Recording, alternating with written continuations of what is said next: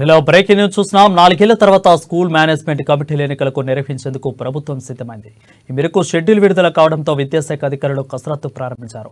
2019లో ఎస్ఎంసీలను నాటి ప్రభుత్వం ఏర్పాటు చేయగా కోవిడ్ తదితర కారణాలతో ఆ తర్వాత మళ్లీ ఎన్నికలు జరగలేదు. పాత కమిటీలనే పలుమార్లు పొడిగిస్తూ వచ్చారు. ప్రస్తుతం జిల్లాలోని ప్రభుత్వ అనుబంధ సంక్షేమ శాఖలకు సంబంధించి 1078 పాఠశాలలో ఎన్నికల నిర్వహణకు అధికారులు సిద్ధమయ్యారు.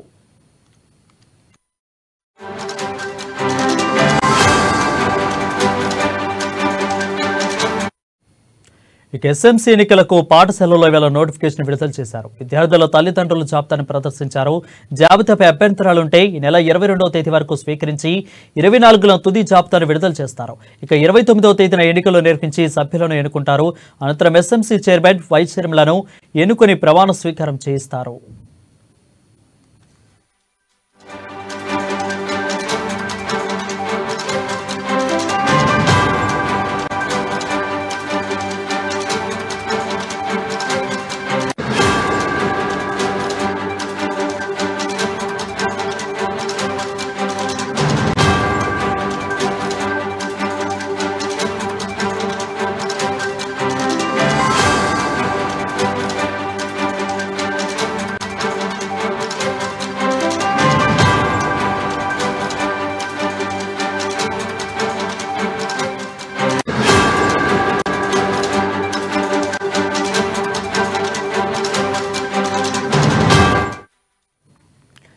న్యూస్ చూస్తున్నాం. 4 ఏళ్ల తర్వాత స్కూల్ మేనేజ్మెంట్ కమిటీల ఎన్నికల నిర్వహణకు ప్రభుత్వం సిద్ధమైంది. ఈ మేరకు షెడ్యూల్ విడుదల కావడంతో విద్యాశాఖ అధికారులు కసరత్తు ప్రారంభించారు. 2019లో ఎస్ఎంసీలను నాటి ప్రభుత్వం ఏర్పాటు చేయగా కోవిడ్ తదితర కారణాలతో ఆ తర్వాత మళ్లీ ఎన్నికలు జరగలేదు. పాత కమిటీలను పలుమార్లు పొడిగిస్తూ వచ్చారు. ప్రస్తుతం స్కూప్ జిల్లాలోని ప్రభుత్వ అనుబంధ సంక్షేమ పాఠశాలలకు సంబంధించి 1078 పాఠశాలల్లో ఎన్నికల నిర్వహణకు అధికారులు సిద్ధమయ్యారు. ఇప్పుడు మరింత సమాచారం మా ఇన్పుట్ ఎడిటర్ శ్రీనివాస్ అందిస్తారు. శ్రీనివాస్, చెప్పండి. ఏదైతే స్కూల్ మేనేజ్మెంట్ కమిటీలకు సంబంధించి పాఠశాల విద్యాశాఖ అధికారులు కొద్దిసేపటి షెడ్యూల్ విడుదల చేసింది ప్రభుత్వం. అయితే దీంతోనే విద్యాశాఖ ఇక స్కూల్ మేనేజ్మెంట్ ఎన్నికలు నిర్వహించాలని చెప్పేసి కసరత్తు ప్రారంభించింది. అయితే ఇచ్చిన నోటిఫికేషన్ ప్రకారం చూసుకుంటే కనుక ఈ మనకి తుది నోటిఫికేషన్ ఈ నెల 24 వరకు ఉంది.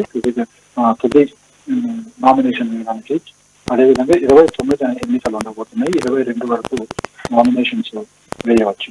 ఇదే మొత్తాన్ని చూసుకుంటే కనుక స్కూల్ మేనేజ్మెంట్ కమిటీ అనేది చూసుకుంటే కనుక ఎన్నికల్లో ఇది స్కూల్కి సంబంధించి, స్కూల్ నిర్వహణకు సంబంధించి ఒక ప్రాధాన్యత సంతరించుకుందని చెప్పచ్చు. ఎందుకంటే ఈ స్కూల్ మేనేజ్మెంట్ సంబంధించి చూసుకుంటే కనుక పాఠశాలలో ఏవైతే మౌలిక సదుపాయాలు కావచ్చు, ఫీజులు కావచ్చు, అదేవిధంగా ఇతర విద్యార్థులకు సంబంధించిన సమస్యలు కావచ్చు, వాటన్నింటినీ కూడా స్కూల్ మేనేజ్మెంట్ కమిటీ ఏదైతే ఉంటుందో ఆ మేనేజ్మెంట్ కమిటీ నుంచి వస్తాయి. ఈ స్కూల్ మేనేజ్మెంట్ కమిటీలో విద్యార్థులకు సంబంధించిన తల్లిదండ్రులు మాత్రమే ఉంటారు.